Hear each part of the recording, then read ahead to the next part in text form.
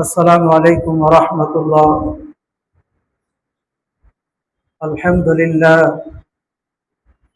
لله نحمده ونستعينه ونستغفره ونؤمن به ونتوكل عليه ونعوذ بالله من شرور أنفسنا ومن سيئات أعمالنا. من يهد الله فلا مضل له ومن يضلله فلا هادي له. ونشهد أن لا إله إلا الله وحده لا شريك له. ونشهد أن محمدا عبده ورسوله الذي أرسله بالحق بشيرا ونذيرا وداعيا إلى الله بإذنه وسراجا منيرا.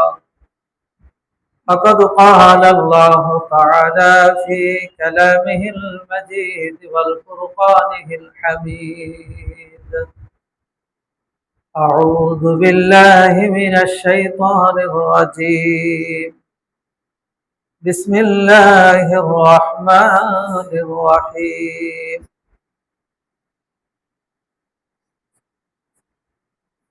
اقرأ باسم ربك الذي خلق. خلق الإنسان من علق. اقرأ وربك الأكرم الذي علم بالقلم. علم الإنسان ما لم يعلم. وقال الله تعالى أيضا: يرفع الله الذين آمنوا منكم والذين أوتوا العلم درجات. সমস্ত গুণগান, সমস্ত প্রশংসা মহান আল্লাহ তাআলার জন্য, যিনি আমাদেরকে জুমার সালাত আদায়ের জন্য মসজিদে আসার সুযোগ দান করেছেন।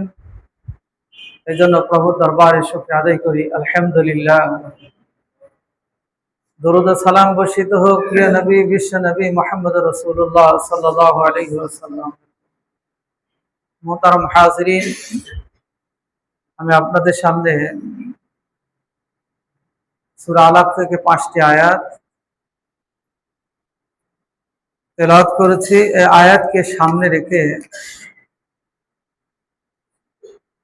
জ্ঞান অর্জন, বিশেষভাবে ধর্মীয় জ্ঞান অর্জনের ব্যাপারে রাসূল এবং মহান পালনকর্তা যে নির্দেশনা দিয়েছেন,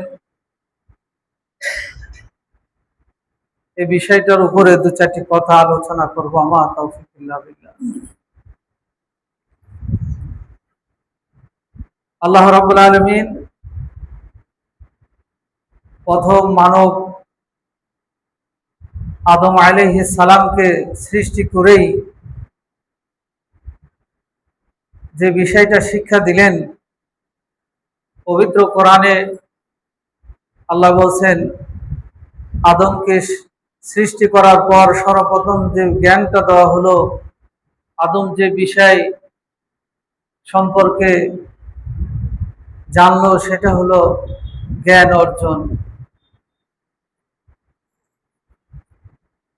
আল্লাহ রাব্বুল আলামিন বলেন, ওয়া আল্লামা আদামাল আসমাআ কুল্লাহা সুম্মা আরাদাহুম আলাল মালাইকাতি ফাকালা আনবিউনি বিআসমাই হাউলাই ইন কুনতুম সাদিকিন। আল্লাহ রাব্বুল আলামিন সূরা বাকারায় বলেন, আল্লাহ রাব্বুল আলামিন প্রত্যেকটা বিষয়ের জ্ঞান আদমকে শিক্ষা দিলেন, প্রত্যেকটা জিনিসের নাম জানিয়ে দিলেন। এরপর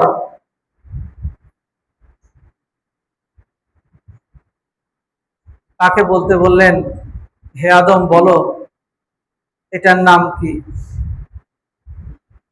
আদম আলাইহিস সালাম এক এক করে সব বস্তুর নামগুলো, সব জিনিসের নামগুলো বলে ফেললেন। এরপর ফেরেশতাদেরকে বলা হলো, তোমরা বলো। তারা বলতে পারলেন না, অর্থাৎ তারা বললেন, হে আল্লাহ, যতটুকু আপনি আমাদেরকে জ্ঞান দিয়েছেন ওইটুকুই আমরা জানি, এর অতিরিক্ত এর বাহিরে আমাদের কোনো কিছুই জানা নাই। অতএব আমরা এগুলো সম্পর্কে আমাদের জ্ঞান নাই। আল্লাহ রাব্বুল আলামিন আদমকে সৃষ্টি যখন করতে চাইলেন, ফেরেশতারা বলেছিল এরা দুনিয়াতে যে মারামারি করবে, হুড়াহুড়ি করবে, এরা জ্ঞান থাকবে না, এই জ্ঞানের অভাবে তারা হত্যা, মারামারি, কাটাকাটি এগুলোতে জড়িয়ে পড়বে। আল্লাহ রাব্বুল আলামিন বলেন, আমি যা জানি তুমি তা জানো না, তোমরা তা জানো না। যখন আদম আলাইহিস সালাম সব জিনিসের নাম বলে দিলেন, আল্লাহ রাব্বুল আলামিন এই মানব জাতিকে অর্থাৎ আদমকে সকল সৃষ্টির উপর মর্যাদা দান করলেন। এখান থেকে আমরা জানতে পারছি যে আল্লাহ রাব্বুল আলামিন জ্ঞানের মাধ্যমে একজন বান্দার মর্যাদা বাড়িয়ে দেন, একটা সৃষ্টি, একটা মাখলুকের সম্মান বাড়িয়ে দিয়েছেন। তাই তো আমরা অপর আয়াতে আল্লাহ তাআলা বলছেন, ইয়ারফাউল্লাহুল লাযিনা আমানু মিনকুম ওয়াল্লাযিনা উতুল ইলমা দারাজাত। আল্লাহ রাব্বুল আলামিন তোমাদের মধ্যে যারা ঈমান আনয়ন করেছেন, এই ঈমানদারের ঈমান এবং যাদেরকে জ্ঞান দান করা হয়েছে, এক হলো ঈমান, দ্বিতীয়টি হলো জ্ঞান, জ্ঞানে পরিপূর্ণ করে দেওয়া হয়েছে। আল্লাহ রাব্বুল আলামিন এই দুইটা কারণে তাদের মর্যাদা সকলের উপরে দান করেছেন। তাহলে ঈমানটা মানুষের আল্লাহর কাছে সম্মানিত হওয়ার জন্য ঈমানটা পূর্ব শর্ত। একজন বেঈমান কাফের যতই ভালো কাজ করুক না কেন, যতই সে সুনাম অর্জন করুক না কেন, আল্লাহর কাছে তার এই সুনামটা জিরো, অর্থাৎ আল্লাহর কাছে তার কোনো মর্যাদা, কোনো সম্মান নেই। ঈমান বিশ্বাসের সাথে যদি আপনি ভালো কাজ ছোটও হোক, আল্লাহর কাছে তার সম্মান, তার প্রতিদান পরকালে আল্লাহ দান করবেন। এই জন্য ঈমান বিশ্বাস নিয়েই আমাদেরকে ভালো কাজগুলো করতে হবে। এর সাথে সাথে ভালো কাজ করার জন্য যেই জ্ঞানগুলো দরকার, যেই বিদ্যা দরকার, আমরা সেটা অর্জন করতে হবে। মুহতারাম হাজিরিন, জ্ঞান অর্জন কত প্রয়োজন। আমরা দুনিয়াবি জ্ঞান, যেটা বাংলা, ইংরাজি, বিজ্ঞান, এটা ইসলাম নিষেধ করে নাই, বরং এটার ব্যাপারে রাসূল তাগিদ দিয়েছেন। মানুষের দুনিয়ার জীবন পরিচালনার জন্য যেগুলো প্রয়োজন জ্ঞান, সেগুলো অর্জন করতে হবে। বিজ্ঞানী না থাকলে ফ্যান আবিষ্কার হতো না, বিজ্ঞানী না থাকলে গাড়ি আবিষ্কার হতো না। তাই ইসলাম এই জ্ঞানগুলো অর্জনের ব্যাপারেও তাগিদ দিয়েছেন, জোরালো ভাবে তাগিদ দিয়েছেন। তাই আমরা সকলেই দুনিয়াবি জ্ঞান আমরা কম বেশি আমরা অর্জন করে থাকি, বা অর্জন করেছি বা করছি। পরকাল সম্পর্কে আমার যেই ঈমানে আনয়ন করেছি, যে ইসলামের অনুসারী, যেই জীবন বিধানকে মেনে চলছি, সেই জীবন বিধান কিভাবে, কোন জায়গায় প্রয়োগ করতে হবে, কোন জায়গায় কিভাবে কি করতে হবে, এ ব্যাপারে আমাকে আপনাকে ওই দুনিয়াবি জ্ঞানের মতোই অর্জন করতে হবে। এক্ষেত্রে কেউ বা মাহের হয়ে যাবেন, অনেক বড় ইসলামী চিন্তাবিদ হয়ে যাবেন, আবার কেউ ওই পর্যন্ত নাও যেতে পারেন। আল্লাহ রাসূল সাল্লাল্লাহু আলাইহি ওয়াসাল্লাম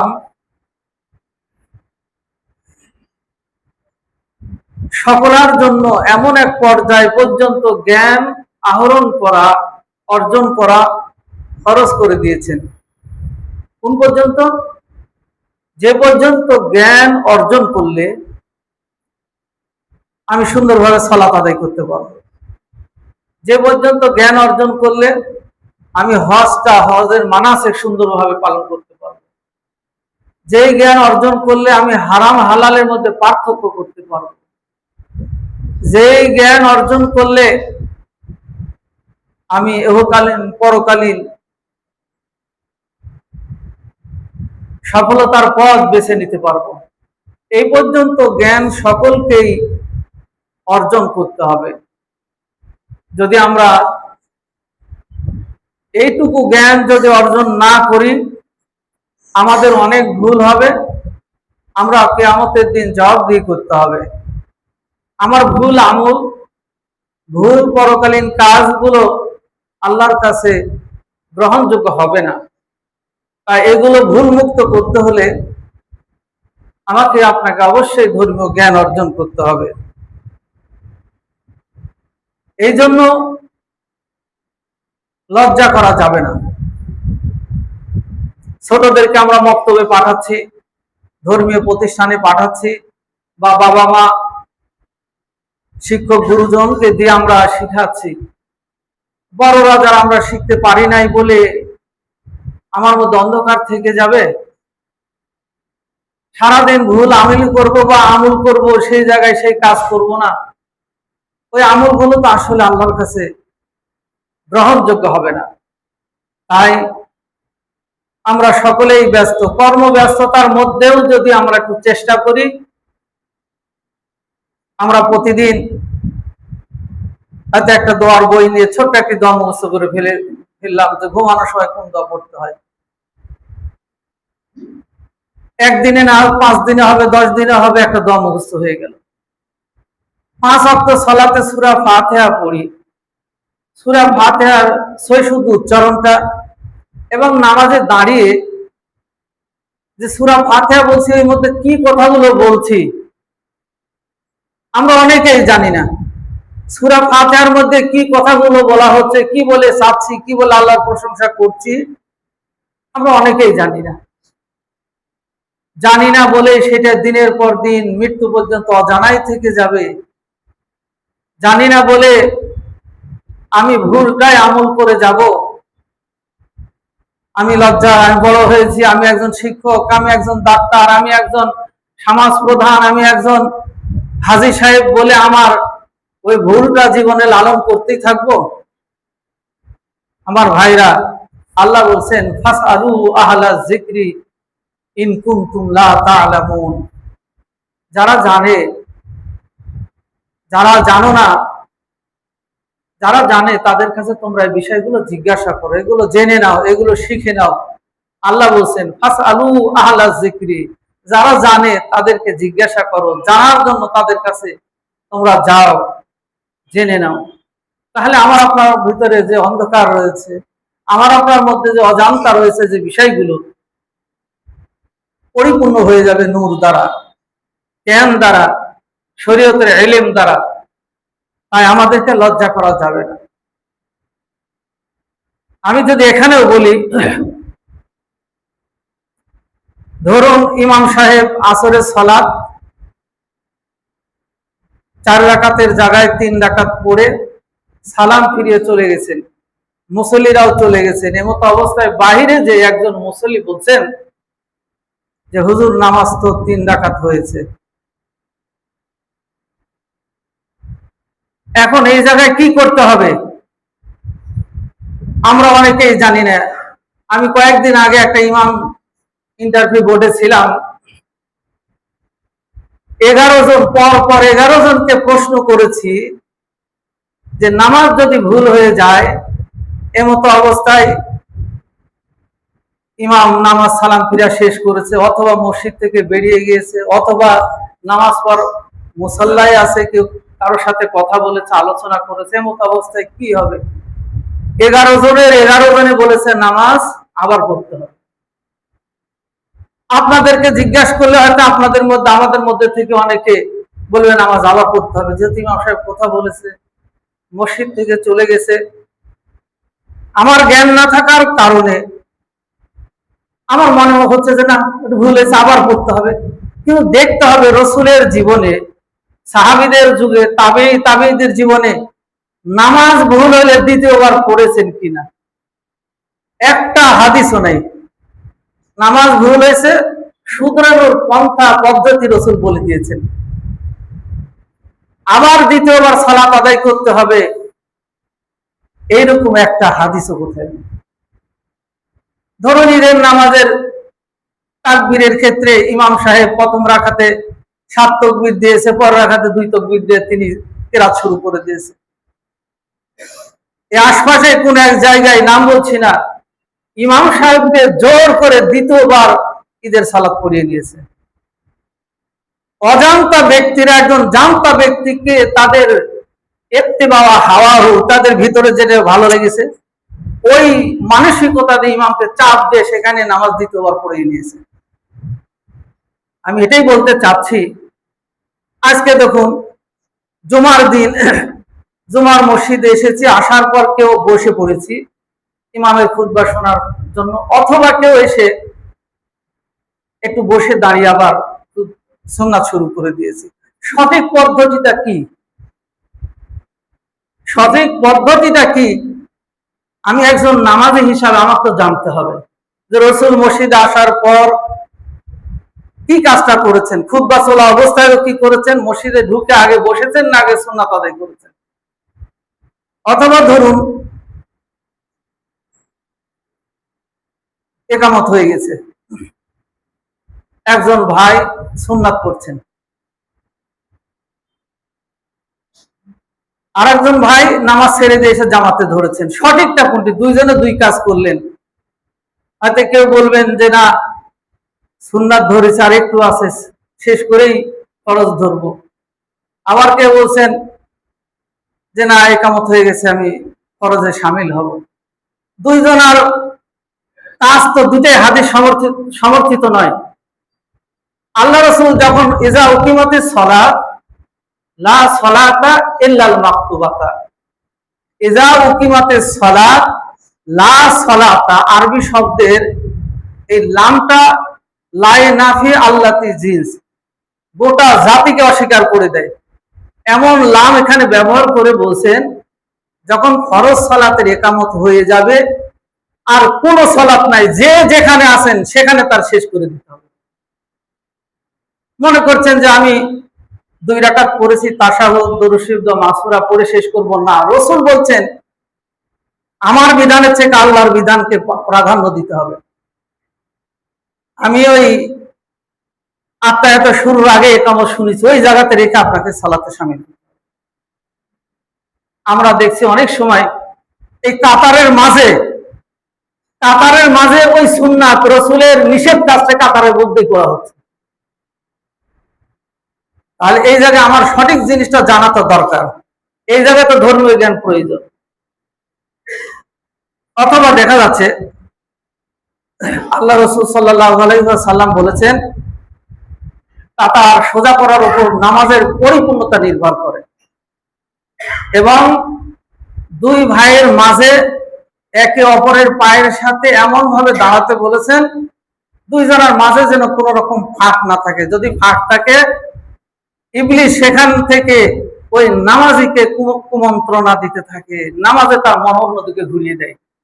এবং রাসূল বলেছেন, আরো বলেছেন যে যখন 2 মুসল্লি নামাজ আদায় করবে এবং অবস্থায় তাদের মধ্যে ফাঁক রেখে রেখে আল্লাহ তাআলা তাদের মনের মধ্যে বক্রতা দান করে দিবেন, তাদের মনটা আলাদা করে দিবেন।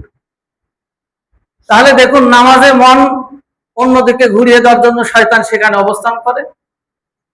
আবার আমাদের মধ্যে অনৈক্য সৃষ্টি করে দেয়, আমরা সেই কাজটি করছি। তাহলে আমাকে সঠিক জ্ঞানটা জানতে হবে ধর্মীয়, যে নামাজের দাঁড়ানোর সিস্টেমটা কি, না দাঁড়ালে কি হবে। এইরকম শরীয়তের যে মাসলা মাসাইল গুলো আছে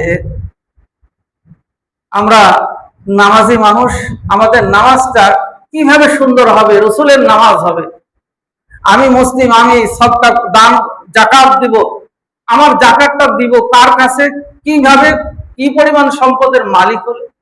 আমি একজন মুসলিম, আমি বিবাহ করব, বিবাহ করার জন্য রসুল কোন শর্তগুলো দেখতে বলেছেন, বিয়ের অনুষ্ঠান কতটুকু করতে বলেছেন, এই বিষয়গুলো যদি আমি জানা, একজন মুসলিম হিসাবে জানা থাকে, তাহলে বিবাহতে ভুল হবে না, পাত্রী পাত্র চয়েসে ভুল হবে না, নামাজ আমার আপনার ভুল হবে না, রসুলের সালাত হবে, আমার প্রত্যেকটা কাজ সুন্দর হবে, সাথে সাথে আমার মর্যাদা আল্লাহ বাড়িয়ে দিবেন। ইয়ারফাউল্লাহুল্লাযীনা আমানু মিনকুম ওয়াল্লাযীনা উতুল ইলমা দারাজাত।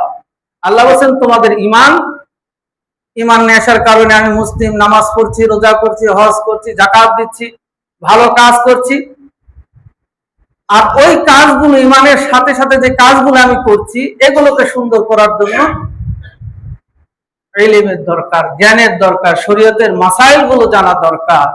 এইটুকু জ্ঞান আমার আপনার অবশ্যই অর্জন করতে হবে। বিশ্ব নবী এই ব্যাপারে আমাকে আপনাকে তাগিদ দিয়েছেন। মোহতারাম হাজরিন, আমি আয়াত এবং হাদিস দ্বারা আলোচনার পূর্বে একজন নবীর কথা আলোচনা করব। হযরত মূসা আলাইহিস সালাম একজন নবী ছিলেন, এবং আমরা সকলে জানি যারা আল্লাহর সাথে কথা বলেছেন, কাল্লামাল্লাহু মূসা, তার মধ্যে একজন মূসা আলাইহিস সালাম। একবারে পর্দার আড়াল থেকে মূসা আলাইহিস সালাম আল্লাহর সাথে কথা বলেছেন। এমন একজন নবী বনি ইসরাইলের এক অনুষ্ঠানে তাকে এক যুবক প্রশ্ন করেছিলেন, হে নবী, সবচেয়ে জ্ঞানী কে? হযরত মূসা আলাইহিস সালাম চিন্তা করলেন, আমি তো এখন নবী, আমি বড় জ্ঞানী। তিনি বললেন, আমি সবচেয়ে বড় জ্ঞানী। যুবকের প্রশ্ন ধরন ছিল, সবচেয়ে বড় জ্ঞানী কে? মূসা আলাইহিস সালাম উত্তরটা দিলেন, আমি সবচেয়ে বড় জ্ঞানী। আমরা অনেক সময়, যিনি ডাক্তার তিনি বলেন যে আমি সবচেয়ে বড় ডাক্তার, যিনি একজন আলেম তিনি বলেন আমি সবচেয়ে বড় আলেম, আমার মতো বড় আলেম নাই। যিনি একজন বিজ্ঞানী তিনি বলেন আমি সবচেয়ে বড় বিজ্ঞানী, মানে সবচেয়ে বড় প্রকাশ করাটা নিজের কাছে আমরা গর্বিত মনে করি।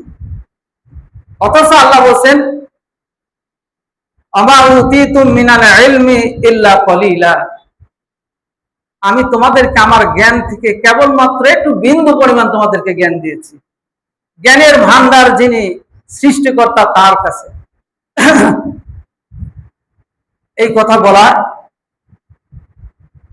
শিক্ষক হোক, ডাক্তার হোক, আলেম হোক, মুফতি হোক, সাধারণ মানুষ হোক, আরো বলা ঠিক হবে না। এটা মূসা আলাইহিস সালাম বলার কারণে তাকে শুধরিয়ে দিচ্ছেন কিভাবে। আল্লাহ সূরা কাহাফের ৬০ থেকে ৮২ আয়াতের মধ্যে এই ২২টা আয়াতে বা ২৩টা আয়াতে আল্লাহ তাআলা মূসা আলাইহিস সালাম যে বনি ইসরাইলের এই মজলিসে বলেছিলেন আমি সবচেয়ে বড় জ্ঞানী, আল্লাহ শুধরায়া দিচ্ছেন কিভাবে। আর এই কথা যে বলা যেটা ঠিক হয়নি, একজন নবীকে শিক্ষা দিলেন মূসা আলাইহিস সালাম, আর সেই ঘটনাগুলো আবার শেষ নবী মুহাম্মদ রাসূলুল্লাহ সাল্লাল্লাহু আলাইহি ওয়াসাল্লামের উপর কোরআন নাজিল করে সেই ঘটনাগুলো তার উম্মতের জন্য আবার নাজিল করছেন। এর মধ্যে অবশ্যই শিক্ষা আছে আমাদের জন্য, এর মধ্যে অবশ্যই আমাদেরকে শুধরানোর পদ্ধতি আছে। আল্লাহ রাব্বুল আলামিন আমাদেরকে যেন জ্ঞান নিয়ে, সম্পদ নিয়ে, চেহারা নিয়ে, বাড়ি গাড়ি নিয়ে যে এইরকম অহংকার প্রকাশ না করি। ইন্নাল্লাহা লা ইউহিব্বু মান কানা মুখতালান ফাখুরা, আল্লাহ বলেন যে অহংকার করে আমি তাকে পছন্দ করি না, আমি তাকে ভালোবাসি না। অহংকার কেবল আল্লাহই করতে পারেন, যিনি কারো কাছে মুখাপেক্ষী নন। আপনি মনে করছেন আপনি বিজ্ঞানী হয়ে গেছেন, আপনি একজন বড় শিক্ষক হয়ে গেছেন, আপনি একজন বড় চিকিৎসক হয়েছেন, আপনার উপর আরেকজন আছে, আরেকজনের উপর আরেকজন আছে, যিনি তো আপনাকে ওই জ্ঞানটুকু দিয়েছেন, কলিল অল্প জ্ঞান দিয়েছেন, তার কাছে জ্ঞানের ভান্ডার রয়েছে। এই জন্য আমার সাধ্যমাফিক যতটুকু পেরেছি আমি অর্জন করেছি। যেটা জানতাম না, যেটা বিষয়ে আমার আপনার জানা নাই, তখন বলতে হবে আমি এটা জানি বা এটা আমি বলতে পারছি না। দুঃখ হলো সব ক্ষেত্রে, আলেমদের ক্ষেত্রেও আছে বা সাধারণ মানুষের ক্ষেত্রেও, কেউ যদি আপনাকে একটা বিষয় জিজ্ঞাসা করে উত্তরটা দিতে হবে, না দিলে তো হাজী সাহেবের হাজিগিরি থাকবে না, আলেমের আলেমগিরি থাকবে না, মুফতির মুফতিগিরি থাকবে না, বলতেই হবে। না বললে মনে করবে যে আমি জানি না। আমি একজন ডাক্তারেরও ঠিক একই অবস্থা। আপনার মাজার ব্যথা, বুকের ব্যথা, আপনি একজন ডাক্তারের কাছে গেলেন, উনি ধরুন চোখ বিশেষজ্ঞ, ওনার কাছে রোগী গেছে বলে ওনাকে চিকিৎসা করতেই হবে, ওই টাকাটা ওনার কাছে ফেরে নিতেই হবে, একটা প্রেসক্রিপশন করতেই হবে। আমি ভাই এটা আমার বিষয় না, এটা আপনি অমুকের কাছে যান, এটা করতে পারতো। কিন্তু একজন সাধারণ মানুষ কোন ডাক্তারের কাছে এই রোগের চিকিৎসা আছে তিনি জানেন না, একজন ডাক্তারের কাছে গেছেই বলে তার পকেট ফেলে টাকাটা বের করে নিতে হবে, তাকে কিছু দিয়ে আমি ডাক্তার সব জানতা এটা প্রকাশ করতে হবে। এটা হলো অবিচার, এটা হলো জুলুম। আর আলেমদের ক্ষেত্রে বলা হয়েছে দল্লুহু ফাদল্লু, যদি কোন আলেম মুফতি জ্ঞান না থেকে বা কোনো ব্যক্তি জ্ঞান নাই, অপরকে সে বিষয়ে দিক নির্দেশনা দিল, আল্লাহ রাসূল বলছেন সে নিজেও পথভ্রষ্ট হলো, অপরকে পথভ্রষ্ট। অপর হাদিসে বলছেন যে সে তার স্থানটা জাহান্নামে বানিয়ে নিল। মোহতারাম হাজিরিন, তাই যে বিষয়ে জ্ঞান নাই আমরা সেই বিষয়ে চিকিৎসা করব না, যে বিষয়ে আমার জ্ঞান নাই সেই বিষয়ে ফতোয়া দিব না, যে বিষয়ে আমি জানতাম না, যে জানে তার কাছে জানবো, তারপর অন্যকে বলবো। আমাদের যেন দর্শন এরকম হয়, এইরূপ হয়।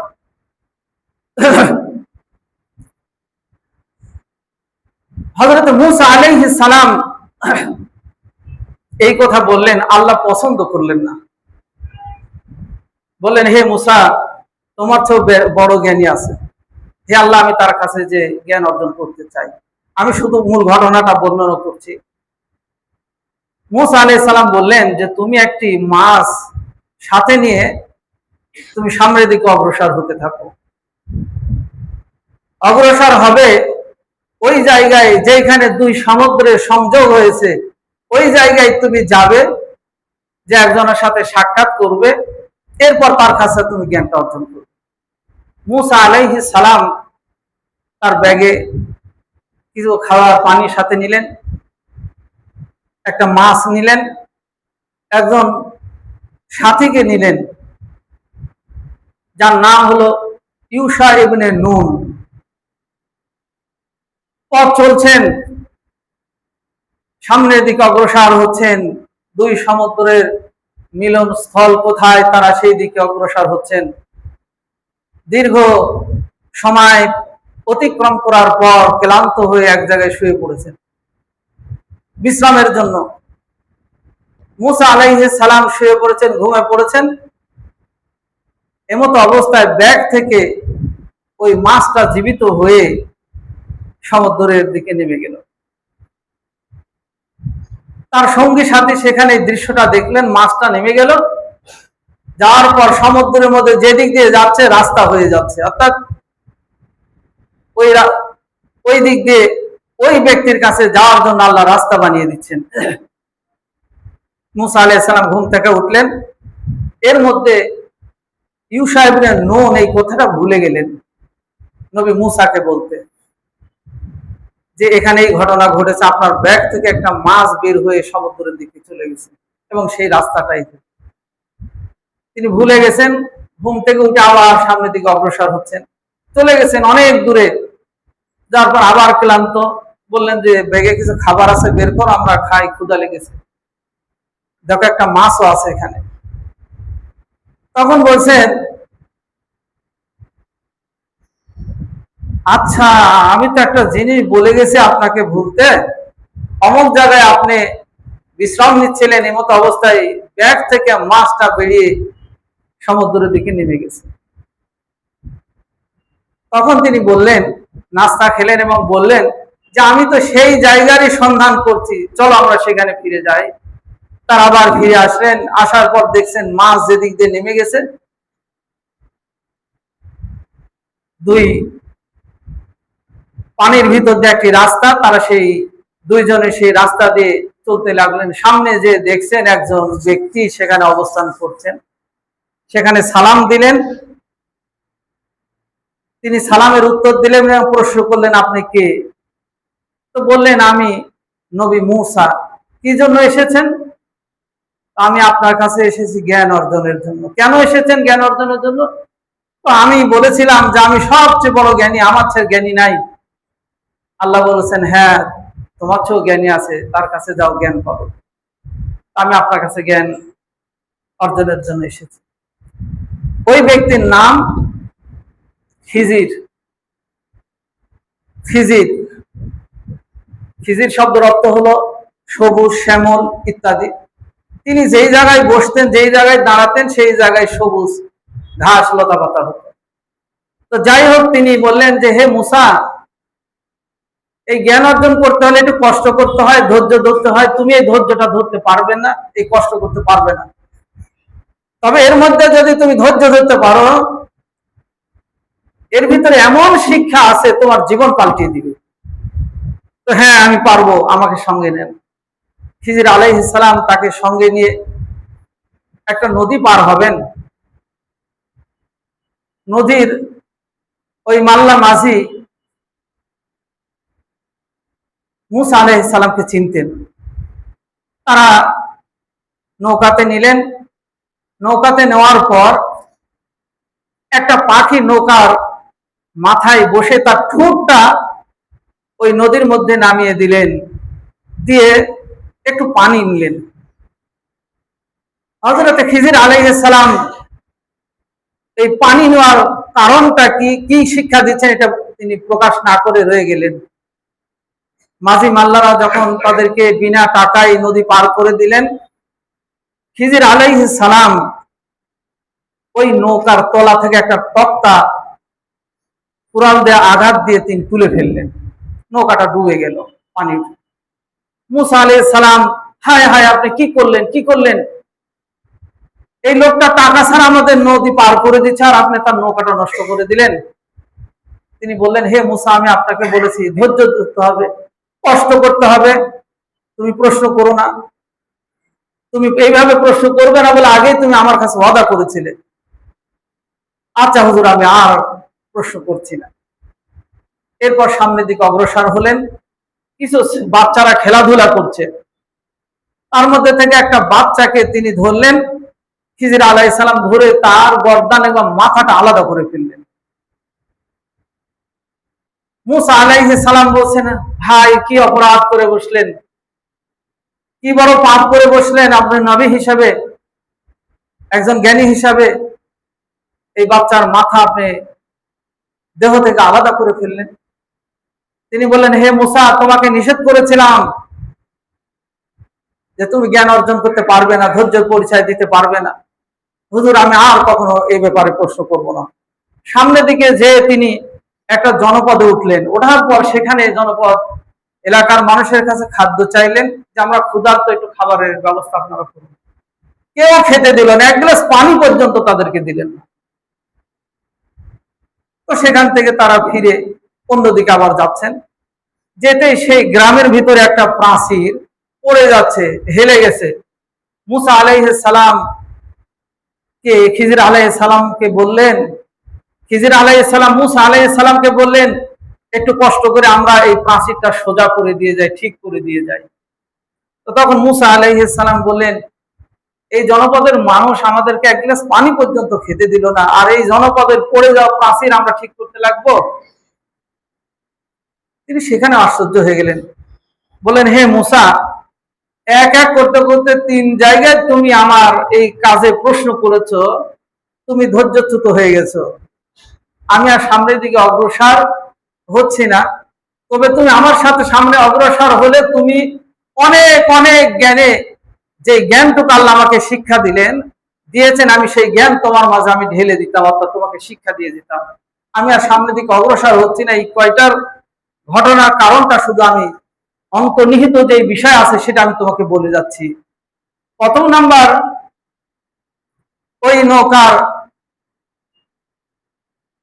তলার তক্তাটা তুলে ফেলার কারণ হলো কিছুক্ষণ পর এলাকায় এমন একজন জালেম আছে, এই মাঝি মাল্লাদের যা নৌকা আছে ওরা যা মাছ ধরবে সবগুলো তারা জোর করে নিয়ে চলে যাবে, নৌকা মাঝি মাল্লা সকলকে। এই নৌকাটা নষ্ট বলে ওরা রেখে যাবে, এই মাঝি মাল্লা পরবর্তীতে এই তক্তাতে দুটা পেরেক দিয়ে এটা ঠিক করে নিতে পারবে, এ ক্ষতিগ্রস্ত হবে না। এই কারণে আমি এই কাজটি করেছি। দ্বিতীয় হলো, ওই সন্তান, ওই ছেলেটাকে হত্যা করা হয়েছে, তার বাবা বা একজন ইমানদার। এ বড় হলে এমন একজন জালেম হবে, তার অত্যাচারে তার বাবা মা নিহত হবে, তার অত্যাচারে এলাকার মানুষ অতিষ্ঠ হয়ে যাবে, এই কারণে তাকে হত্যা করা হয়েছে। আর ওই জনপদের প্রাচীর ঠিক করে দেওয়ার কারণ হলো, ওই প্রাচীরের আড়ালে ওই পাশে বসবাসকারী দুইজন এতিম বাস করে। এই প্রাচীরটা পড়ে গেলে ওই প্রাচীরের গোড়াতে আর বাবা মা তাদের জন্য কিছু সম্পদ রেখে গেছেন, এটা প্রকাশ পাবে, এলাকার লোকজন নিয়ে নিবে। এই কারণে ওই প্রাচীরটা যেন না পড়ে, ওই সম্পদ যেন বেরিয়ে না আসে, এলাকার মানুষ যেন ওটা এতিমের সম্পদ ছিনিয়ে নিতে না পারে, এই জন্য এটা করে দেওয়া হয়েছে। আর ওই নৌকার মাথায় যে পাখিটা পড়ে সমুদ্র থেকে এক ফুট ভিজে একটু পানি নিয়েছিল, এই শিক্ষাটা হলো, তুমি যে বলেছিলে মুসা বানি ইসরাইলের এই মজলিসে আমি বড় জ্ঞানী, হে মুসা জেনে রাখো আমি তুমি যতটুকু জ্ঞান অর্জন করেছি, হে মুসা তুমি বলো তো ওই পাখির ঠুটে যতটুকু পানি আসছে, পানির কারণে নদীর পানি কম মনে হচ্ছে? বুঝছেন না, আল্লাহ ওমাউতি তুমি মিনাল ইলমি ইল্লা কলিলা, আমার তোমার রব যিনি তার জ্ঞানের ভান্ডার এত বড়, তিনি সবচেয়ে বড় জ্ঞানী, আর ওই জ্ঞান থেকে একটু জ্ঞান আমাদের মাঝে দিয়েছে, এই নিয়ে আমি তুমি অকর করছি, এই নিয়ে আমি তুমি মহাজ্ঞানী বলে প্রকাশ করছি, হে মুসা এই কাজটি যেন আর কোনোদিন না করো। আমার ভাইরা, আল্লাহ রাব্বুল আলামিন আমাকে আপনাকে জ্ঞান অর্জন করেছেন, এবং জ্ঞানের ব্যাপারে আল্লাহ তাআলা বলছেন অকুর রব্বি জিদনি ইলমা, হে আল্লাহ তুমি আমার জ্ঞানটা বাড়িয়ে দাও, হে আল্লাহ তুমি আমার জ্ঞানটা পরিপূর্ণ করিয়ে দাও। আমার আপনার জ্ঞান পরিপূর্ণ হলে, সময় যেহেতু শেষ, আমার আপনার জ্ঞান পরিপূর্ণ হবে এবং সাথে সাথে আমার আপনার পথ, জান্নাতের পথ সুগম হবে, আমল শুদ্ধ হবে। আন আবি হুরায়রা ক্বাল মান সালাকা তরিকান ইয়ালতামিসু ফীহি সাহালাল্লাহু লাহু তরিকান ইলাল জান্নাহ, যে ব্যক্তি জ্ঞান অর্জন করার জন্য সময় দিবে, অপর হাদিসে বলা হয়েছে জ্ঞান অর্জনের জন্য রাস্তা অতিক্রম করবে, এর মধ্যে যদি মারা যায় আল্লাহ শহীদের মর্যাদা দিবেন, আর আল্লাহ তাআলা তাদের জন্য জান্নাতের পথ সুগম করে দিবেন।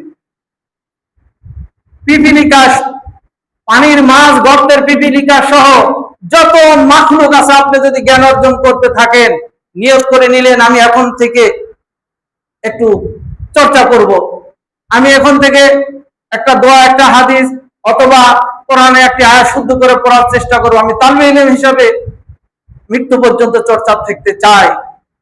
আল্লাহ রাব্বুল আলামিন, আল্লাহ রাসূল বলছেন পৃথিবীর যত রকম মাখলুক আছে সকলেই আপনার জন্য দোয়া করবে, আপনার ভালোর জন্য, কল্যাণের জন্য, জান্নাতের পথ সুগম হবে। আমি মূল আলোচনায় যেতে পারলাম না। এমনকি মারা গেলে আমার আপনার জন্য সদকায়ে জারিয়া হিসাবে ইলমগুলো আমার আপনার পরকালের সওয়াবের দরজা খোলা থাকবে। আমরা মহান আল্লাহ তাআলার কাছে প্রার্থনা জানাই, হে আল্লাহ আমাদের যে অজ্ঞতা রয়েছে, যে অজ্ঞতার কারণে তোমাকে ডাকতে ভুল করছি, তোমার রসুলের পদ্ধতি অনুযায়ী ডাকতে পারছি না, সেই জ্ঞানগুলো অর্জন করে সে অজ্ঞতা দূর করে যেন আমরা জ্ঞানী হতে পারি। এই জ্ঞানের কারণ ইয়ারফাউল্লাহুল্লাযীনা আমানু মিনকুম ওয়াল্লাযীনা উতুল ইলমা দারাজাত, আমাদের মর্যাদা বাড়িয়ে দাও, আমাদের সম্মান ইজ্জত বাড়িয়ে দাও। আল্লাহর কাছে আমরা সে দোয়া, সে প্রার্থনা মোনাজাত রেখে খুতবা শেষ করছি। বারাকাল্লাহু লানা ওয়া লাকুম ফিল কুরআনিল আযীম।